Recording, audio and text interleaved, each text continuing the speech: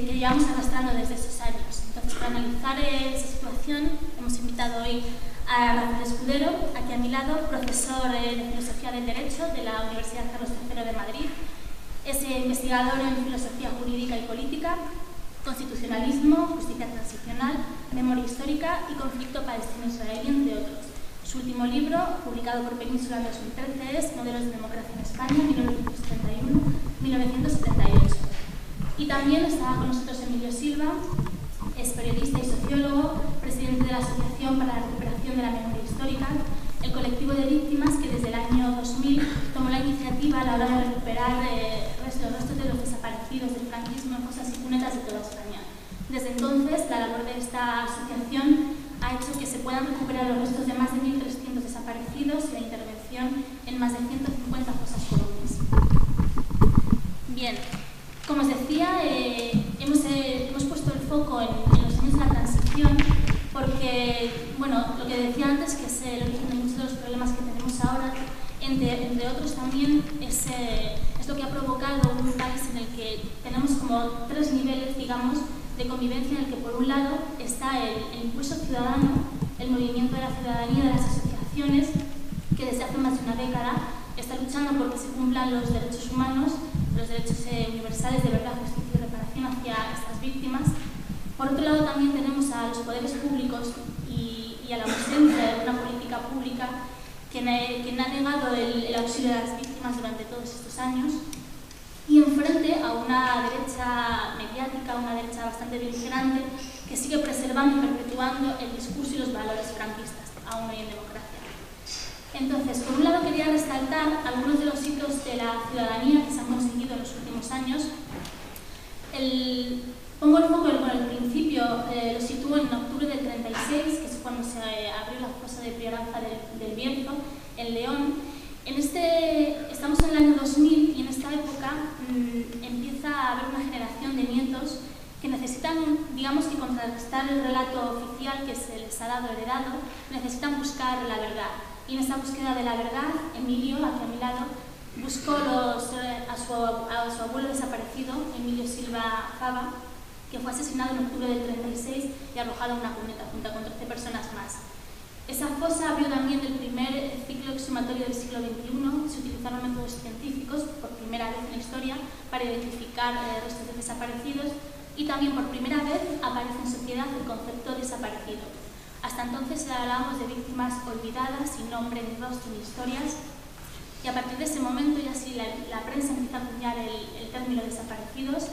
En los medios de comunicación empezamos a ver por primera vez los rostros de estas personas, fotografías en blanco y negro de esos momentos previos a sus asesinatos, a sus desapariciones, y se convierte en el tema de los desaparecidos del franquismo en un debate social.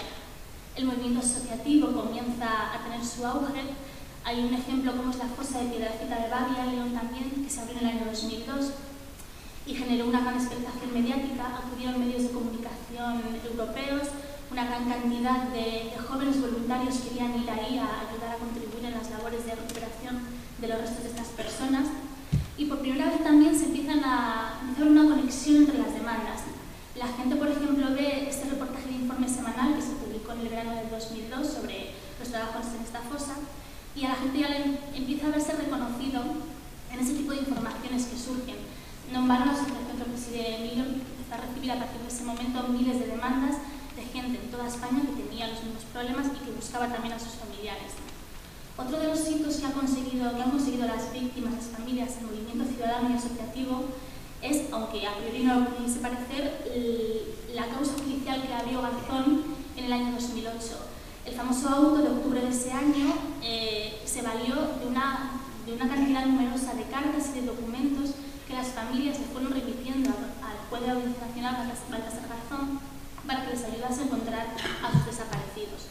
Con esa información le valió a Garzón para elaborar este auto. El último hito y quizás el más importante, que es la fase en la que nos encontramos ahora, es la querella que un grupo de víctimas, dos familiares junto a la Asociación para la Recuperación de la Memoria Histórica y colectivos de derechos humanos argentinos, es la querella que presentaron en Buenos Aires el 14 de abril, tal día como ayer, pero de hace 4 años, en 2010, contra el franquismo. Actualmente es la única causa judicial que está abierta. Es un proceso, ha sido un proceso hasta ahora largo y difícil, ha tenido que atravesar muchas vicisitudes, algunas incluso surrealistas, como por ejemplo en el verano del 2010 creo que fue, o 2009-2011, la jueza María Servini, la que instruye el caso desde Buenos Aires, mandó un exhorto al gobierno de España para preguntarle si esta causa estaba siendo investigada aquí en el propio país. La respuesta del gobierno fue que sí, que se estaba investigando y argumentó para ello precisamente el auto de Baltasar Garzón de octubre del 2008. Bueno, el proceso sigue abierto, ha conseguido pasos importantes, algunas víctimas han podido declarar ante la jueza en Buenos Aires, lo que constituye un paso importantísimo. Otras han declarado por videoconferencia, se piden un total de 28 imputaciones para altos cargos de la dictadura.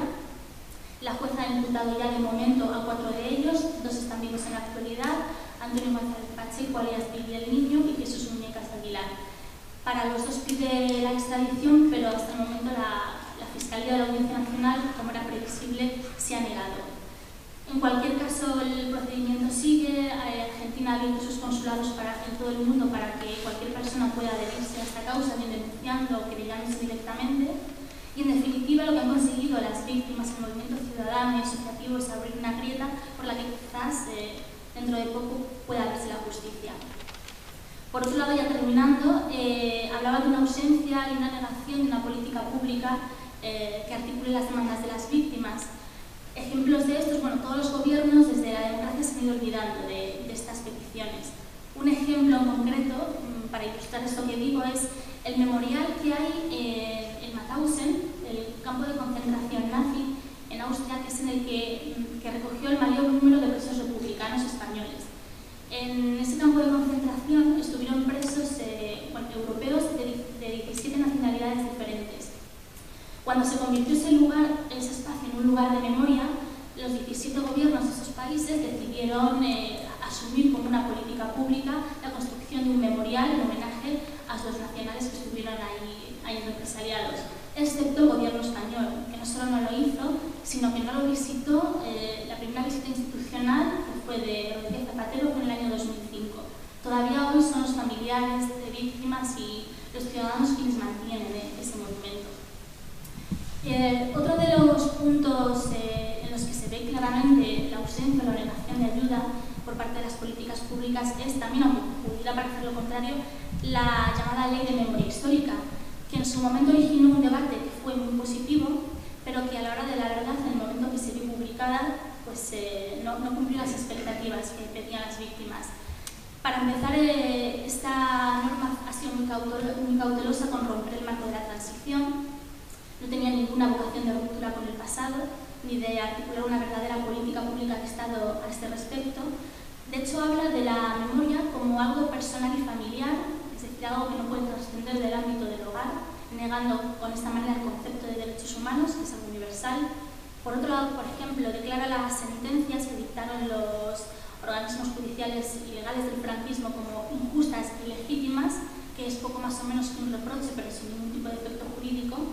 Y en cuanto a tema de simbología, se ha avanzado algo, se han cambiado algunos nombres de calles, de plazas, pero por ejemplo aquí en Madrid todavía seguimos teniendo el conocido como Arco de la Victoria, el Valle de los Caídos, que incluso se mandó a hacer un informe para renombrarlo, convertirlo en un lugar de memoria, y no fue así. Con el tema de las exhumaciones pasa poco más o menos lo mismo. Durante un corto periodo de tiempo, el gobierno dio una serie de subvenciones a las asociaciones para que se encargaran ellas de estas labores. Ahora ya ni siquiera hay eso. La ley, por ejemplo, no contemplaba el tema de las incautaciones ilegales, la rapiña franquista que dejó a tantas familias en extrema pobreza, tampoco incluye ninguna declaración oficial de perdón, ni fijan para establecer una comisión para la verdad, una herramienta que es un imperativo democrático tan importante para fijar la verdad oficial frente al relato de los vencedores. Se trata, con esta comisión de la verdad, se aspiraría a acabar con la idea de que la transición se hizo con el consenso de la gente que perdió la guerra en el 39, porque esto no fue así. Dice Rafael Chilves que quienes hicieron la historia real no acabaron siendo los protagonistas de la historia oficial. Esto es realmente cierto. Tampoco hubo dos bandos, ¿no? Que es un argumento muy manido que se repite hasta la saciedad. Lo que hubo fue un grupo de militares rebeldes que se alzaron contra un gobierno legalmente establecido y salido de las urnas, en el gobierno de la Segunda República. Al acabar la guerra, además, Franco hizo una causa general para buscar a todas las personas que habían caído en zona republicana, reparó económicamente a sus familias, les entregó empleos vitalicios. En definitiva, una serie de reparaciones que además pueden consultarse porque están en la hemeroteca del Boletín Oficial del Estado. Por otro lado, también tenemos, volviendo a la actualidad, los ataques constantes de la derecha, el discurso franquista que pervive, este tercer nivel de convivencia que hablaba al principio. Dice la historiadora y periodista June Quiñonero, autora del documental Mujeres del 36 y escritora, autora de Nosotras que perdimos la paz, dice que el franquismo lo que hizo fue, entre el 75 y el 78, transitó hacia la democracia. Es decir, que esto tal vez explicaría las posturas de algunos de los políticos, bueno, por ejemplo Mariano Rajoy diciendo que la ley de memoria histórica no sirve para nada, en parte tendría razón, solo que él no lo dice por lo mismo que lo decimos nosotros. Y bueno, y en definitiva una serie de declaraciones que escuchamos siempre a los políticos de derecha, la última de ellas, por ejemplo, del diputado Hernando, diciendo que las familias se habían acordado de sus desaparecidos cuando había subvenciones para encontrarlos, cuando las subvenciones jamás se han dado a los familiares, se han dado a las asociaciones. En definitiva, bueno, tenemos también al lado la derecha mediática haciendo de las suyas. Desde el año 2005, por ejemplo, el Pedro J. sacó un coleccionable con el mundo sobre la guerra civil y el primer número era una imagen del día de la proclamación de la Segunda República y debajo la frase, el título que decía "Así se inició la guerra civil". En 2007, por ejemplo, surge en Intereconomía el programa España en la Memoria, enfocado en el discurso de la equidistancia, hablando de los dos bandos, dando mucha importancia a la recuperación económica a partir de los años 60, al costumbrismo franquista, en definitiva. Entonces, ante este panorama, ante esta situación que vivimos, lanzo la primera pregunta, Emilio y Rafa. ¿Cómo hemos llegado hasta aquí y cuándo se han empezado a torcer las cosas? Bueno, buenas tardes. Llegar hasta aquí por ausencia de políticas, como bien has contado, porque la transición no se hicieron acuerdos en el Parlamento para que todas las cuestiones que tienen que ver con el pasado quedaran aparcadas. De hecho, bueno, por ejemplo, cuando se aprobó la amnistía, hay un libro de la BBC que se titula por mayoría punto de parte. O sea, incluso las intervenciones parlamentarias con mucha prueba es que ya esto queda fuera de la política y fuera del Poder Judicial. Entonces no ha habido una voluntad política desde entonces de hacer algo así, quizás porque la élite que nos ha gobernado pues viene del régimen, que enseñaron las universidades en los años 50 y 60 fundamentalmente de la dictadura, y aunque distintos partidos tengan distintas posiciones públicas con respecto a la visión de ese pasado, pero nunca han hecho nada contra sus privilegios, ¿no? De hecho, el auto de Garzón del 16 de octubre del 2008 y el hecho de que un juez valenciano se meta en este terreno sí que es una amenaza para esos privilegios, porque un juez puede poner muchas cosas patas arriba, ¿no?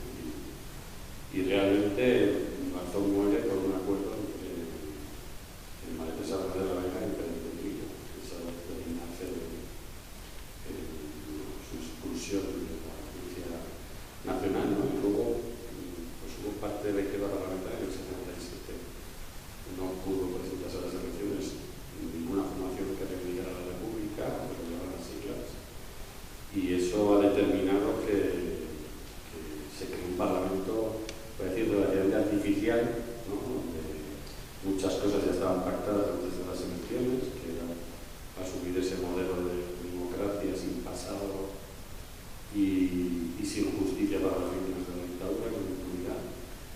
Y bueno, el hecho simplemente de usar la palabra transición y no recuperación, y que esa palabra fuera admitida por amplios sectores de la izquierda, cultural, académica o política, ¿no? Que era una forma de enterrar que aquí ya había habido un pasado democrático, y no tanto, pues, volver a transitar por ahí, ¿no? Pues forma parte de todos esos problemas. Yo sí creo que hay una generación que ha vivido un desajuste entre igual su historia familiar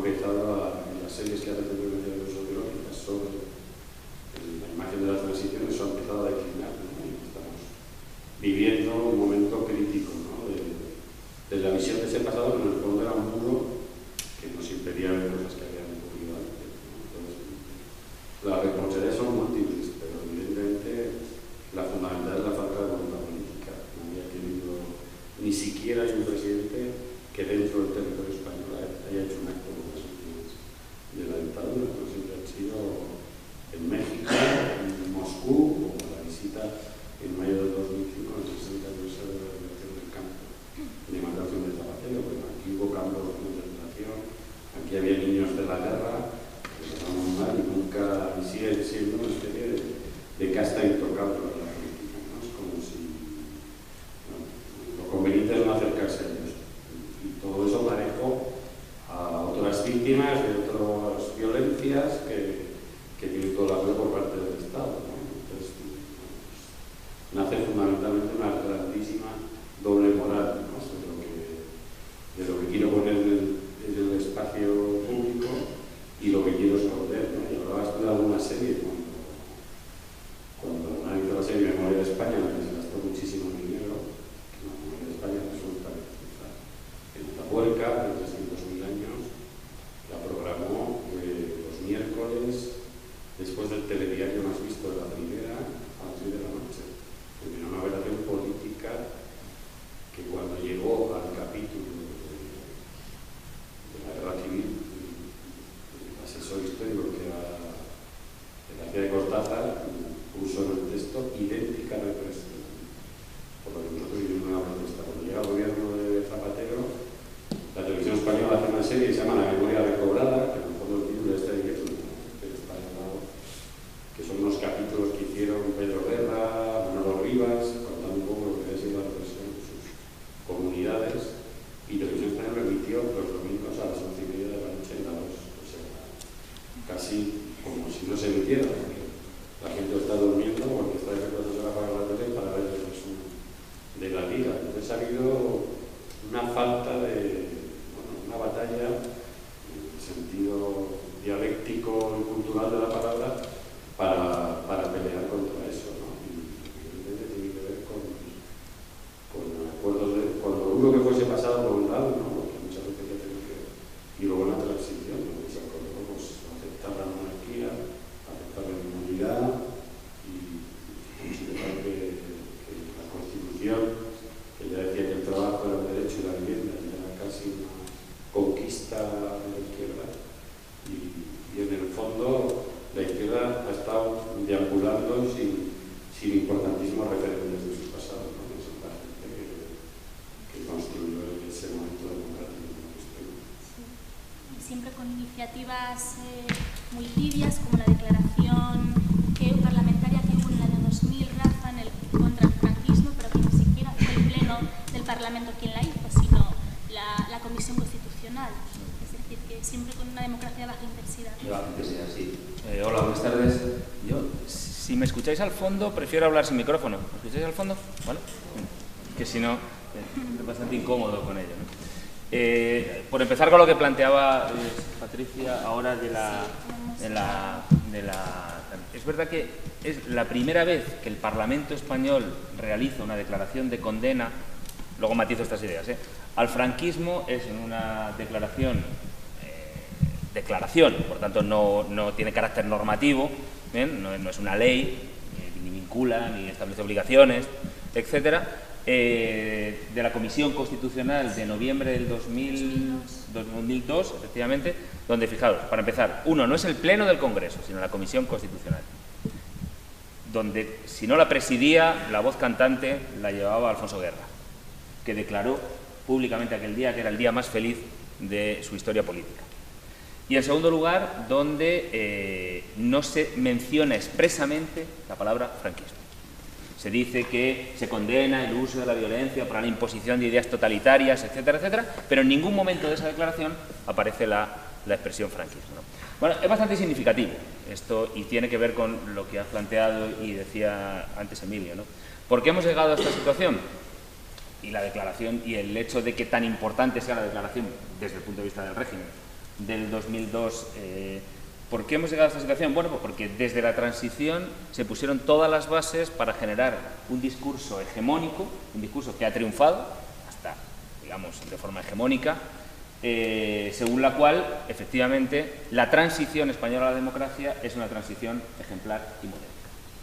Y esto es lo que se ha vendido desde aquellos años. Además, el calificativo de modélica se le da desde el primer día, desde el día que se aprueba la Constitución. Bueno, hay que esperar un poco. No, ya desde ese primer momento se planteaba esta cuestión, ¿no? Y fijaos, hasta el punto de que, bueno, yo soy profesor de Derecho, doy clase en la Facultad de Derecho, bueno, si la transición ha sido tan modélica, tan ejemplar, tan bien trabada desde el punto de vista jurídico, como siempre sea digna de exportación a otros países, como también siempre se ha señalado, ¿por qué no se estudian las facultades de Derecho? No se estudian los hitos jurídicos de las facultades de Derecho, ¿no? La ley para la reforma política, la ley de amnistía, todos los decretos de la época, etcétera, etcétera. Esto no se estudia en las facultades de Derecho. No estoy hablando que se estudie en los colegios, institutos, etcétera, etcétera, donde se hace de una forma bastante light. Es que en las facultades de Derecho, los estudiantes que llegan a dar teoría política, derecho constitucional, etcétera, etcétera, se les explica que un día se murió Franco y al día siguiente se aprobó la Constitución. Y no hay nada de explicación de lo que pasa en esos años donde se consolida una transición, utilizando la palabra, una transición de una dictadura a una democracia de baja intensidad. Tú efectivamente has empleado la palabra, yo creo que es una palabra que es un término que acuñó un profesor de Barcelona, Gerardo Pisarello, de Derecho Constitucional, bastante recomendable si pilláis cualquier cosa suya, que él habla de que efectivamente lo que tenemos es una democracia de baja intensidad. Es decir, ¿qué supone? Luego si queréis entramos un poco más en detalle en este punto, ¿no? Que supone bajo una cáscara, un marco de democracia formalmente representativa, que en definitiva los sectores del franquismo, los sectores que transitaron de la dictadura, conservan buena parte de sus privilegios. Conservan buena parte de sus privilegios. Las élites económicas, la Iglesia, élites financieras, etcétera, etcétera. Claro, en este marco consolidado culturalmente, consolidado académicamente en la universidad, la mayoría de los trabajos que se hacen, se leen en ciencias políticas, derecho y tal, todavía hablan de este marco. Algunas voces críticas empiezan a cuestionarlo, pero dicen que esto no es un problema de la transición, sino de cómo se ha hecho la cosa después, no ligando la cuestión con la transición. Bueno, a este marco hegemónico, claro, el movimiento de recuperación de memoria histórica le pone en jaque. Y esto es lo relevante, creo, de estos últimos años, de la labor que han hecho asociaciones, colectivos, etcétera, etcétera, ¿no? Y es que, claro, efectivamente, la cuestión, por simbolizarla, la cuestión de los desaparecidos, la cuestión de las víctimas del franquismo, es una piedra de toque para el régimen que nace del 78. Hasta el punto de que cuando Rajoy le decía a Rodríguez Zapatero, ustedes con la ley de memoria histórica están cuestionando el marco de la transición, pero tenía razón, tenía razón.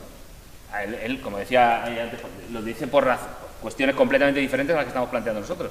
Pero efectivamente, es decir, una reparación integral, como la que exige, por ejemplo, el derecho internacional a las víctimas del franquismo, verdad, justicia y reparación, cuestiona el régimen nacido del 78. Y por eso les pone tan nerviosos el régimen. Y le pone tan nerviosos no solo al Partido Popular, ojo, le pone también muy nervioso al Partido Socialista. Y por eso ahora, el Partido Socialista, bueno, la derecha ya sabemos cómo funciona, etcétera, pero el Partido Socialista ha lanzado a buena parte de su inteligencia, de sus sociólogos, politólogos, fundaciones, think tanks, etcétera, etcétera, a decir, ojo, nuestra crisis institucional actual no proviene de la forma como se hizo la transición, ¿eh? No. Proviene de que, bueno, lo hemos hecho mal, en los últimos años se ha hecho mal, etcétera, etcétera, pero la transición sigue siendo un modelo válido. Y esto es lo que el movimiento de recuperación de memoria histórica cuestiona, y es el punto, me parece, interesante de los últimos años. Pero, por resumir un poco la pregunta que hacías, ¿cómo hemos llegado hasta aquí? Porque se ha construido hegemónicamente un relato donde, me extiendo un par de minutos más, perdona, en ese relato una de las claves es la equidistancia entre dictadura y república. Y esto es un punto interesante que lo veamos, porque está más presente de lo que en principio puede parecer, ¿no? Equidistancia, ¿qué quiere decir? Quiere decir que en ese famoso pacto de olvido, en ese famoso consenso de la transición, etcétera, etcétera, cada vez más cuestionado, por otro lado, como hemos visto estos días, al hilo de la muerte de los fastos, de la muerte de Suárez, bueno, en ese pacto una de las cláusulas, llamémoslo así, es que cada parte tiene que renunciar al pasado. Y del mismo modo que los franquistas renuncian a la dictadura, los demócratas tienen que renunciar a la república, ¿no? Lo decía Emilio antes, los partidos republicanos no pudieron presentarse a esas famosas elecciones del 77. Izquierda Republicana no pudo presentarse, Martín Villa le negó su inscripción en el registro de partidos por ser contrario a la forma de régimen, a la forma de Estado. Y por otro lado, y eso también lo hemos visto, se rebaja el nivel de la dictadura. Se rebaja el nivel de la dictadura. ¿Bien? Durante muchos años no se hablaba de dictadura franquista. A la dictadura se la llamaba el régimen. Incluso hubo toda una estrategia de política académica dirigida a que relevantes académicos, como es el caso de Juan Linz, recientemente fallecido y al que se le considera el padre de la ciencia política española, se le mandó a una universidad estadounidense a vender la idea de que España no es una dictadura. El franquismo no es un régimen dictatorial, no es un régimen totalitario. Esos son los nazis, los comunistas, los estalinistas, etc. El franquismo es un régimen autoritario. Luego, si queréis, entramos un poco también en esa discusión, ¿no? Entonces, un punto interesante que creo que tenemos que hacer es romper esa tesis de los dos bandos. Toda la vida se ha hablado de los dos bandos. Esto es falso, no hay dos bandos. Tenemos un gobierno legítimo y un bando, eso sí, un bando golpista. Interesante esta idea de que rompamos la equidistancia, precisamente estos días, ¿no? De que rompamos la equidistancia y reclamemos como referente la Segunda República. Y cuando miramos fuera de nuestras fronteras y vemos casos de alguna forma similares a lo que hemos vivido aquí, miramos por ejemplo en Argentina y vemos como la presión social durante 2 décadas al final acabó dando sus frutos. El gobierno argentino derogó las leyes de amnistía, de obediencia debida y punto final, y gracias a eso pudieron construir una transición hacia una democracia de verdad, levantada bajo la base no del olvido, sino incorporando a las víctimas a este proceso. ¿Es imposible que esto suceda en España, Emilio? Bueno, yo creo que está empezando a suceder, ¿no? El hecho de que por primera vez los torturadores han tenido que ir a la Audiencia Nacional. Hoy ha salido en un periódico precisamente la cara de José Antonio González Pacheco, que me intentó esconder el otro día, pero había encontrado una ficha suya de la Federación del Realismo reciente, y el nombre de Castilla no llevaba su cara, pero eso era algo impensable hace unos años, ¿no? El hecho de que 2 comisarios torturadores no tuvieran pasaporte, ¿no? O de que hoy en los próximos días lleguen más imputaciones. Pero es una forma, yo creo que todo este proceso ha sido una especie de empoderamiento. Hay mucha gente que no se sentía víctima de nada. Pues esto me ha pasado.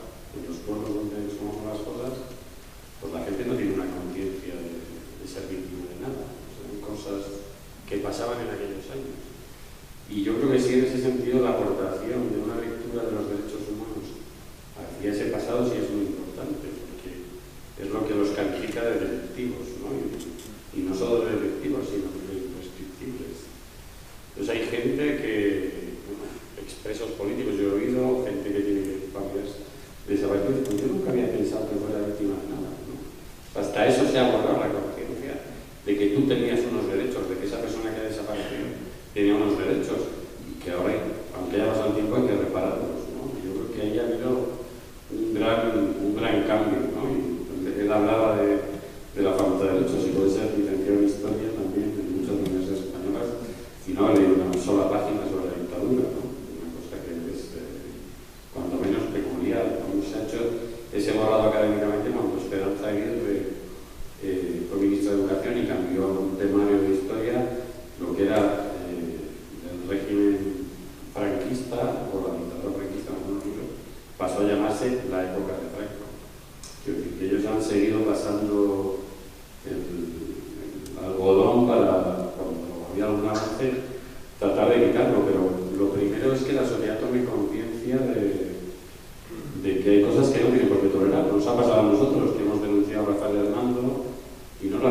pedimos declaraciones respectivas, pero si eso, quiero decir, hay un momento en que te vas empoderando, vas tomando conciencia de todo lo que es injusto y dices, bueno, esto no voy a tolerar. Y al próximo que venga detrás, pues haremos lo mismo. Quiero decir que todo ha sido un proceso de maduración y de muchos conflictos también, ¿no? Porque a la izquierda parlamentaria, que estaba en el año 77, votando la amnistía, le ha supuesto, bueno, pues una difícil digestión, ¿no? Esta historia. Nosotros empezamos a hacer las exhumaciones buscando ayudar a la gente y eso tenía, digamos, efectos colaterales que tenían que ver con la transición, con historiadores que casi, incluso progresistas, nos han perseguido casi como si fuera un delito usar palabras desaparecidas. Yo recuerdo en el país, yo tengo una colección de columnas de gente diciendo que por qué usábamos ese extranjerismo, ¿no? Si no tenemos derecho a utilizar una palabra que lo que hace es precisamente poner una categoría a esa gente que no ha muerto en un frente de batalla, ni porque sí, sino que alguien la ha detenido y la ha torturado, lo asesinado y ha escondido el cadáver. Pues ha habido muchas reacciones contra eso, pero yo, por ejemplo, también tengo muchos recortes de la ABC, que desde hace unos años utiliza la expresión crímenes del franquismo. Quiero decir, y eso también es una conquista. El franquismo no era criminal. Ahora, a partir del auto de Garzón, esa expresión se convierte en habitual y se empieza a dar esa mirada, ¿no? de que nosotros no somos una anomalía, lo que pasa es que no tenemos conciencia de los derechos humanos. Para eso también somos, hablando de lo académico, según Amnistía Internacional, pues el núcleo de la Unión Europea, el país con menos formación en derechos humanos, y no es una casualidad, evidentemente, que nos hayan hecho ignorarlos, ¿no? Porque si no, el señor Rafael Hernández, si fuera consciente de que hablan de una sociedad que tiene interiorizados esos derechos, no diría algo así. Pero sabe que lo puede decir porque, igual que mucha gente dice, bueno, si van a reparar, que reparen a los dos, ¿no? Como la ignorancia también sirve para esconder el pasado. A los franquistas o a los asesinados por los que el franquismo llevó la violencia marxista, les dieron todo tipo de ayudas. Todavía hay funcionarios en la administración pública que se ganaron la plaza porque tenían puntos para opositar, es decir, que no tenía ya directamente un familiar del régimen que se la arreglaba, ¿no? Pero tuvieron todo tipo de beneficios. Entonces, cuando se ha hecho la idea, no hay que reparar a todos. Y, bueno, pues tiene que ver con la ignorancia, ¿no? Y yo creo que además esa es parte de la lucha al respecto, ¿no? Está en los libros de texto, ¿no? Y muchas veces, cuando hay un cambio de ley, es que ningún gobierno respeta la ley del otro, ¿no? Porque la principal batalla que hay en este país es la enseñanza, ¿no? Y la ignorancia ha sido una política de Estado. Y eso sigue siendo así. Todavía hay profesores que cuando se meten mucho en estos temas, pues a veces tienen quejas en sus institutos, que yo conozco alguno, ¿no? Tiene que ser casi una vocación personal cuando debería ser un deber. ¿Por qué estudiamos la historia de atrás adelante y no de adelante atrás, ¿no? Y empezamos a entender qué somos ahora, qué pasó en la transición, qué fue la dictadura y no dejamos la dictadura colocada al final de historia contemporánea para que nunca decimos más estudiarla, ¿no? Pues yo he visto libros donde la guerra civil son 2 páginas de historia, que son 2 ejércitos que se chocan en 4 sitios, y luego durante 2 páginas más con letras de canciones, ¿no? Y es indignante. Quiero decir que el sistema educativo sea así. Entonces yo creo que parte de lo que tienen que hacer o entender las nuevas generaciones, yo creo, es que muchos de los problemas que hay ahora son porque hemos tenido una llegada estrechísima y totalmente diseñada a la democracia.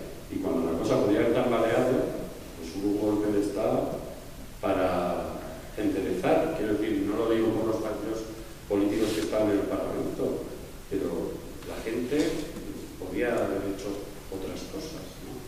Igual que hubo exhumaciones en los años 70 y no tuvieron ningún tipo de apoyo político, no tuvieron prácticamente se tuvieron. Pero yo creo que la impunidad se empieza a romper, que no es solo la jurídica, es el cambio de la idea que tiene la gente de lo que fue la dictadura, ¿no? Y en los primeros años de las exhumaciones, pues apretaron periodistas, bueno, pues el libro de Pío Moa, yo lo he visto en una gasolinera de un pueblo del norte de Burgos que se llama Coruña de Duero, donde para echar gasolina, y había 2 libros en una gasolinera. Un bestseller de Daniel Steele y los libros de la gasolinera. O sea, lo llevaron hasta el último rincón. Y ella hablaba de coleccionables del mundo, ¿no? En el año 2006, que la portada era La Puerta del Sol, decía así llegó a España la Guerra Civil, o sea, por la República, pero luego decía la Segunda República, 1936. O sea, el mundo estaba asumiendo como legítimo golpe de Estado, que es muy bestia, ¿eh? Que ha habido toda una lucha cultural, pero eso ya no tiene razón de ser. Entonces, poco a poco las evidencias también, ahora se han hecho muchísimas exhumaciones, se han visto muchas cosas de esos crímenes y incluso hubo asociaciones que la población de izquierda que no querían, intentaron que no hiciéramos las exhumaciones. No, vamos a poner encima un monolito y ya está. Y uno, por la evidencia que tenemos, no sabes dónde lo vas a poner. Y 2, nada tiene que ver con un monolito, primero un crimen, con su violencia, con manos atadas con alambres, con orificios de bala, con lo que era esa represión, ¿no? Entonces, también eso ha supuesto un proceso para la izquierda, ¿no? Y yo creo que, por ejemplo, en el Diario del País es muy curioso cómo a partir de la caída del muro de Berlín, pues he buscado series de términos sobre la guerrilla, las víctimas del franquismo, etcétera, etcétera, y a partir de la caída del muro de Berlín, esos términos empiezan a emerger y es como si la izquierda empezara a buscar referentes dentro, ¿no? Porque se estaba cayendo el gran referente de fuera. Y a partir del año 90-91, cuando esos términos, y hablo del país porque está digitalizado, y se puede buscar qué es lo que yo miraba, pero como esos términos empiezan a emerger, ¿no? Porque hay que dar una mirada a buscar referentes que tenían que ser propios, ¿no? Y solo hay que ver cómo durante años aquí no se hablaba de república ni alguien decía nada contra el rey, porque estábamos totalmente educados, entre comillas, para callar, ¿no? Y otra de las impunidades que se ha roto es la del silencio, ¿no? Pues, no es visible, que ya no nos callamos. Yo recuerdo Anquita en los 90 decía algo de una fiesta al PC del rey y crujía el suelo, casi, ¿no? O sea, generó una tensión y ahora es otro espacio que se ha abierto, ¿no? Pues yo creo que poco a poco van cayendo muros, ¿no? Y eso está haciendo que se ensanche la democracia y se puedan pensar otras cosas, ¿no? Incluso el propio término memoria histórica, en los años previos a la aprobación de la ley, muchos historiadores se opusieron, estaban en contra, porque decían que la memoria no era una fuente válida de conocimiento. Después, cuando se han abierto las cosas, se ha demostrado que sí, porque los testimonios orales, precisamente de las víctimas, te llevaban hasta la fosa. Cuando la fosa se abría, aparecían objetos que los familiares recordaban que llevaba a su familiar el día que lo asesinaron. Con lo cual, incluso, pues eso también se ha ido incorporando en la sociedad. Rafa. Bueno, la llamamos ley de memoria histórica, pero ese no es su nombre. Se llama ley por la que, bueno, tiene un nombre, suspensión en derechos, tal, bueno, un nombre tortuoso con tal. Pero es que, bueno, hay un programa de televisión, está en la web de Televisión Española, y se llamaba, yo creo que el programa ya no existe, estaba también en la 2 y tal, se llamaba Tengo una pregunta para mí, no tengo una pregunta para usted, tengo una pregunta para mí, y eran varios temas, ¿no? Y hay uno de los temas es sobre la ley de memoria histórica, y le preguntan al tipo que hizo el proyecto hizo el primer borrador de ley, ¿no?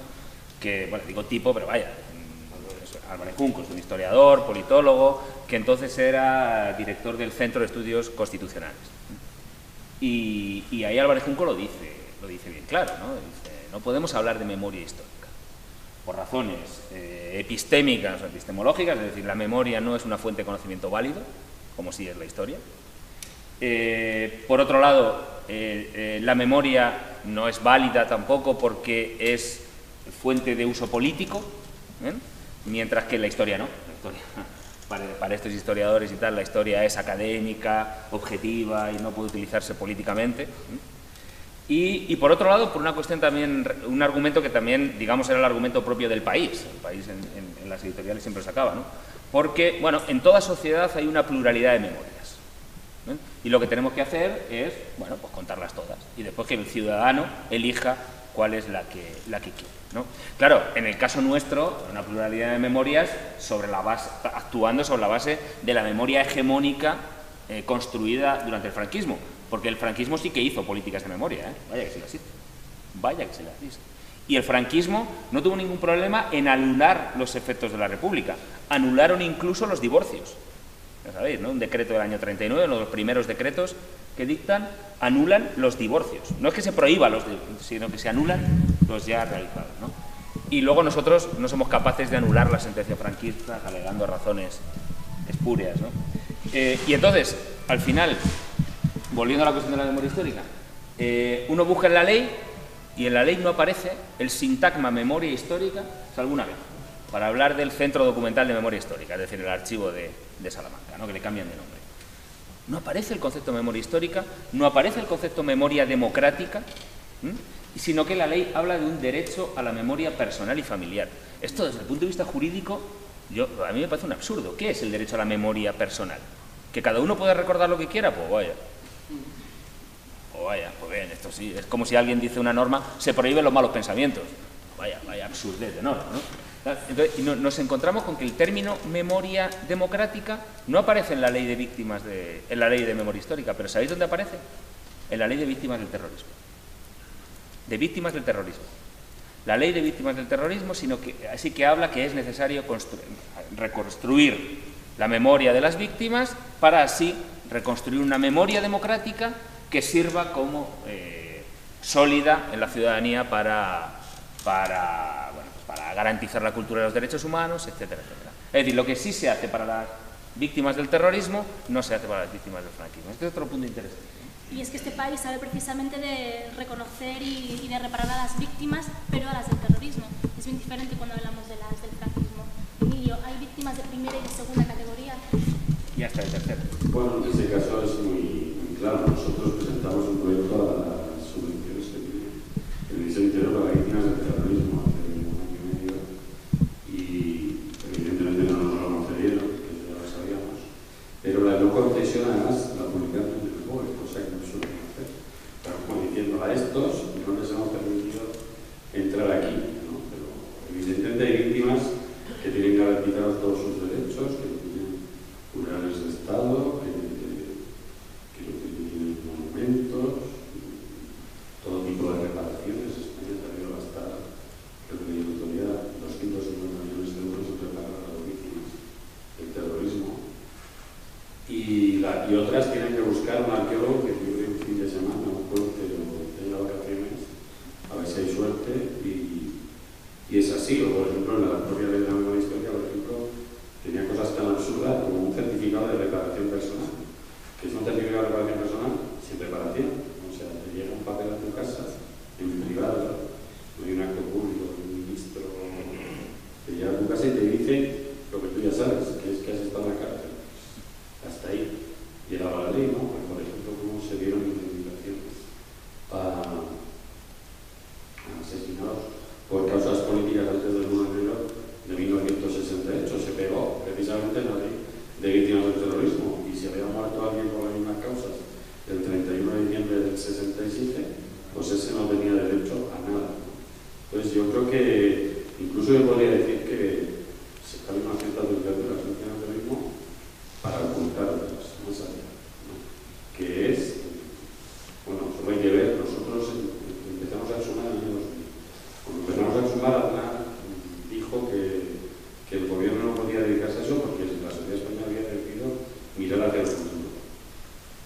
Cuando nosotros estábamos exhumando, en el Ministerio de Defensa había una oficina que recibía a los familiares de los caídos de la División Azul, donde se organizaron desde el frente soviético, desde reparaciones de cuerpos hasta se daba subvenciones a una fundación alemana que se llama Volksgut, que cuida los cementerios del frente soviético.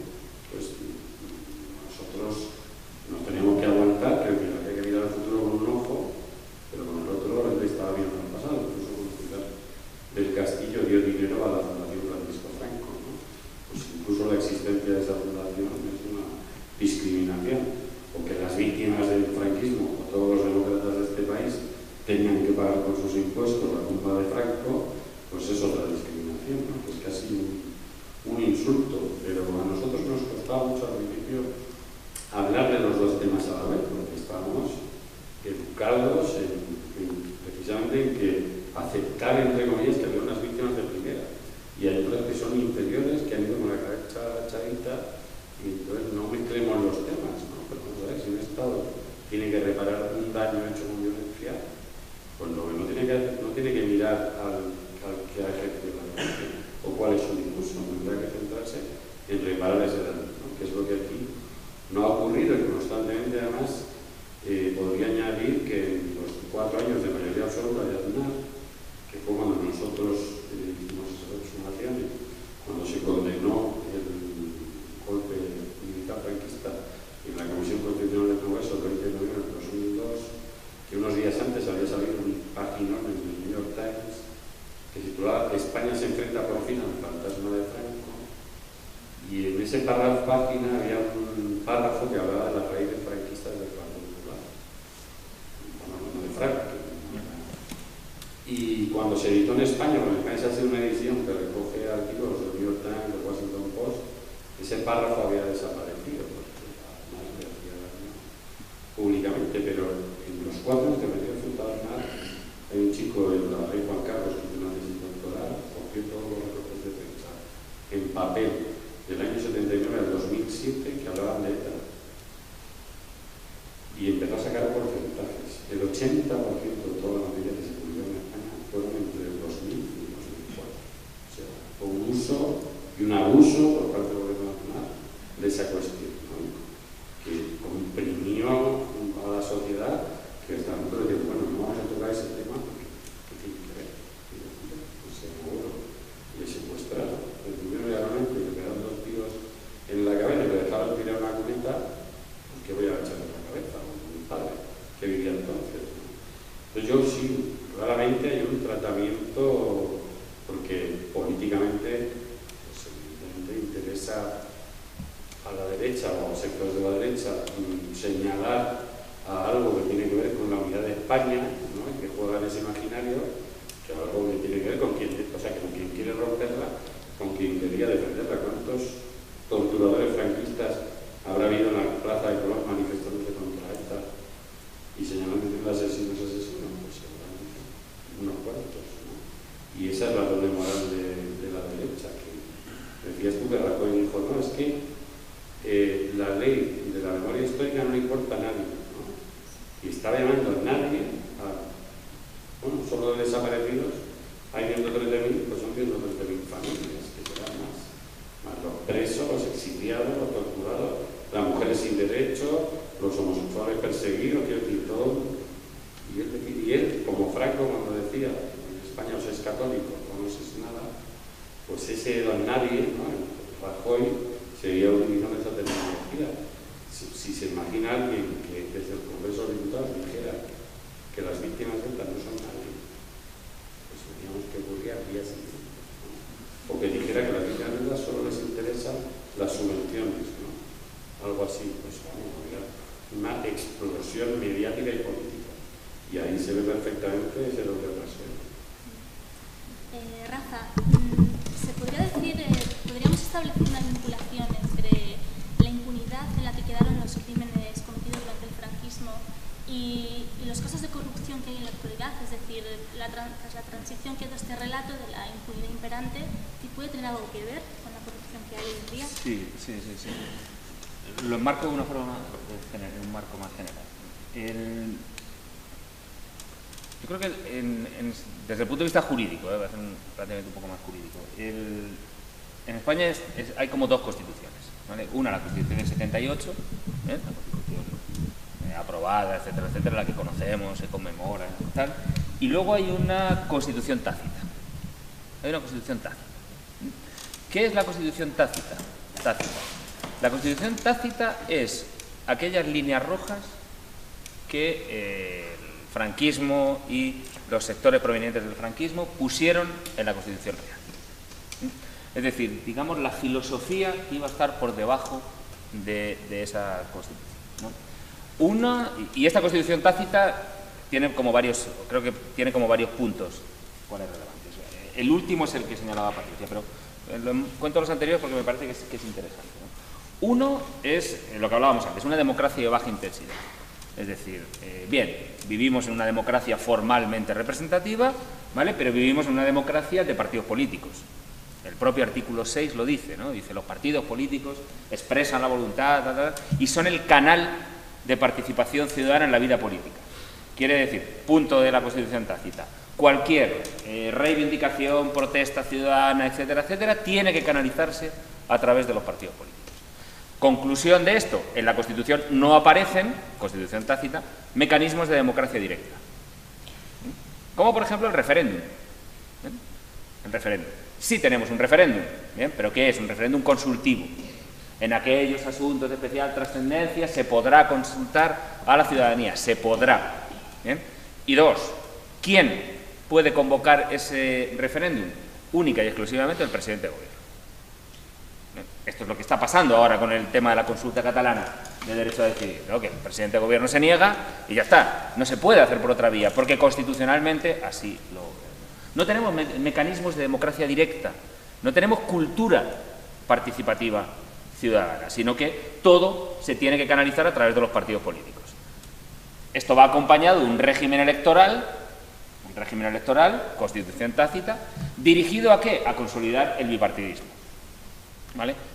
Esto ya desde el decreto que reguló las elecciones del 77, donde, dicho por uno de los muñidores de ese decreto, Martín Villa, lo que se pretendía era crear dos partidos, uno de centro-derecha, uno de centro-izquierda, que fueran turnándose, es decir, volver a la España de la Restauración.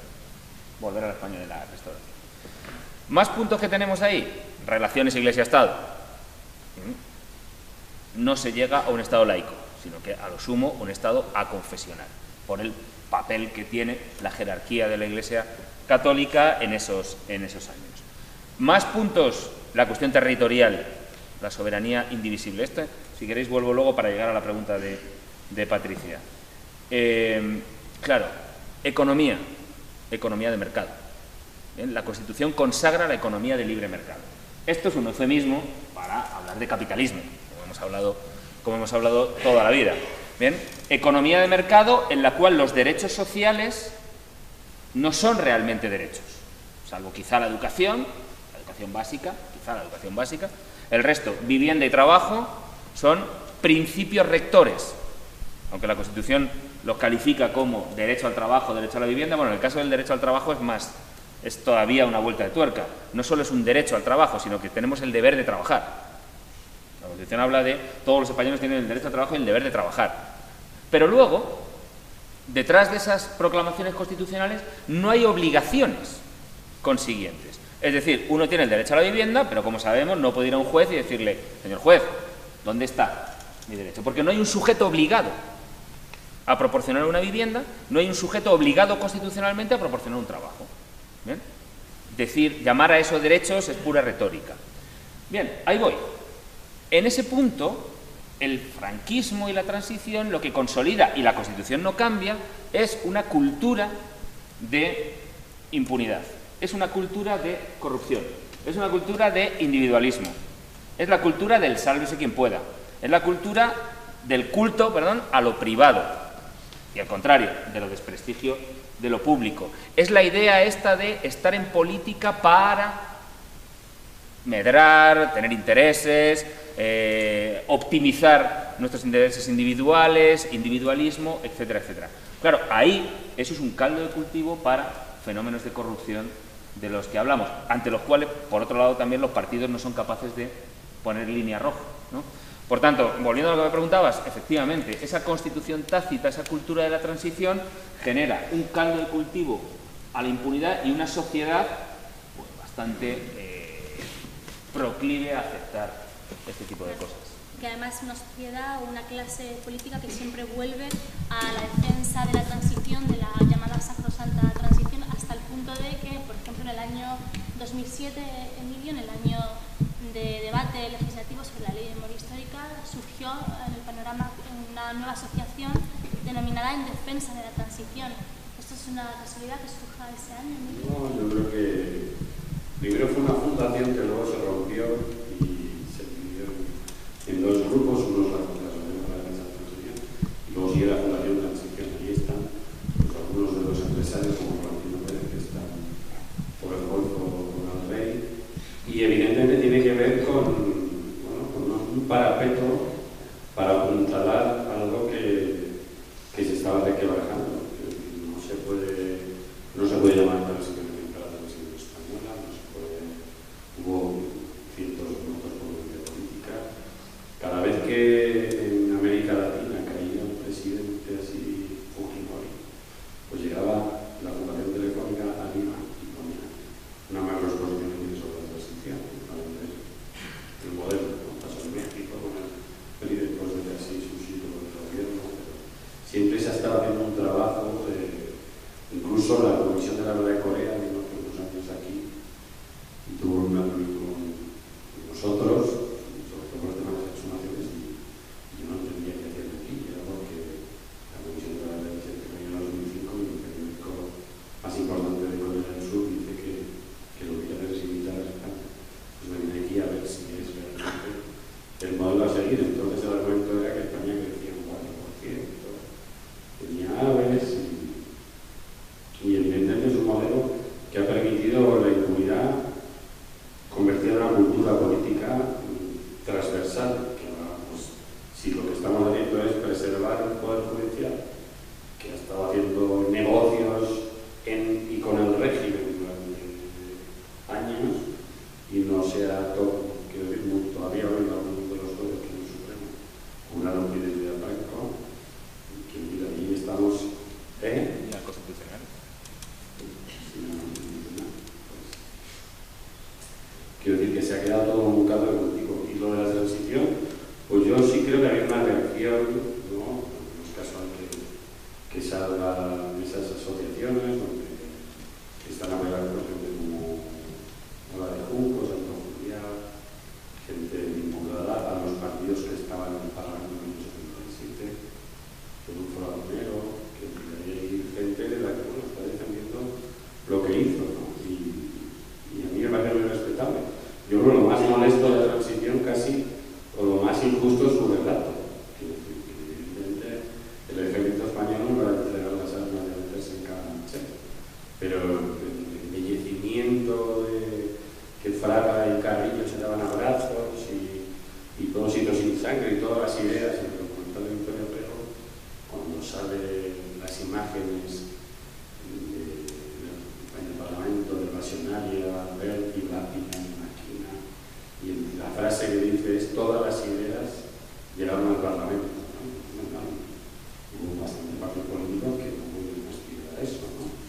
Y luego había cosas pactadas que no se iban a enunciar. Estaba pensando antes, cuando se habla del extranjero, que España en el año 82 el Senado creó una comisión para investigar los desaparecidos españoles en Chile y en Argentina, en diciembre del 82. Siempre mirando afuera, ¿no? Los malos han sido Videla y Pinochet, no los malos de aquí, siempre. Ese ha sido otro mecanismo. Pero yo entiendo que sí, que la transición está pasando por un momento bajo.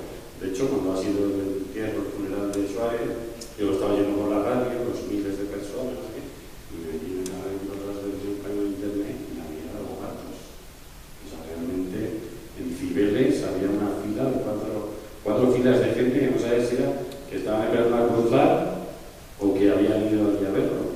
Pero realmente había pues ese mismo relato exagerado, ¿no? de que parecía que España agonizaba con Suárez, ¿no? Entonces yo creo que esa defensa de la transición a veces es muy difícil, yo digo, pues hacer autocrítica con una trayectoria personal, ¿no? Porque mucha gente que ha criticado incluso ese término de memoria histórica, ¿no? Que para mí es muy sencillo explicar, como lo han dicho tú, que nosotros llegamos a las cosas porque alguien nos lo dice, porque hay un documento que no mira dónde están, y son hechos históricos los que ocurrieron ahí, o no lo eran y ahora lo son, pero yo creo que sí hay una cosa de trayectoria personal, ¿no? Y hay miembros de esa generación que yo creo que son muy poco generosos, en cierto sentido, ¿no? Porque lo que deberían hacer es contarnos toda la verdad de lo que pasó aquí, la que sepa.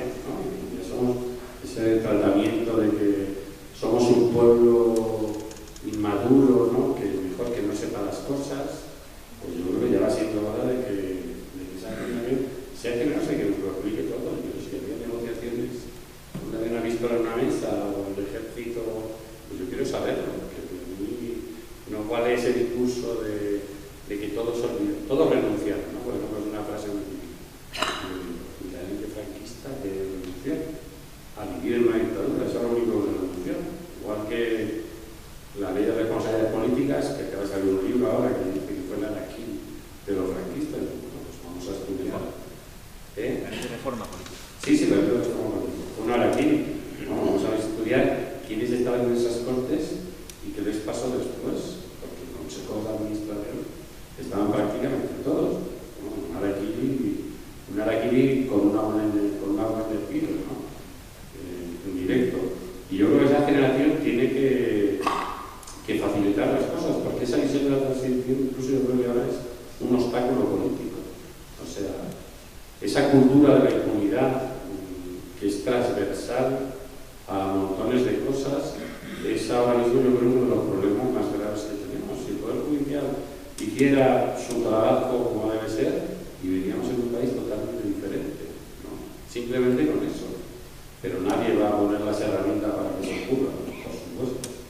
Pero yo creo que esa generación que se asustó, me pasó a mí con Álvarez Junco, el redactor del informe de la ley, yo lo vi en un curso de verano en Burgos el 18 de julio del año 2005, y ese día Amnistía Internacional había hecho un informe sobre las víctimas que se acaba de morir Julia Tamayo, la mujer que lo redactó, y había hecho un editorial Pedro J, que acababa diciendo, cuando hablaba de lo molesta que resultaba la foto que se había elegido para el informe, era una foto en un pueblo de Burgos, era Villa Mayor de los Montes, donde había 47 cuerpos, y terminaba diciendo, hacía sus cositas, y terminaba diciendo, será peor para todos. Y yo lo estábamos cenando allí, y digo, bueno, para mi familia lo peor, yo creo que ya pasó, será peor para otros.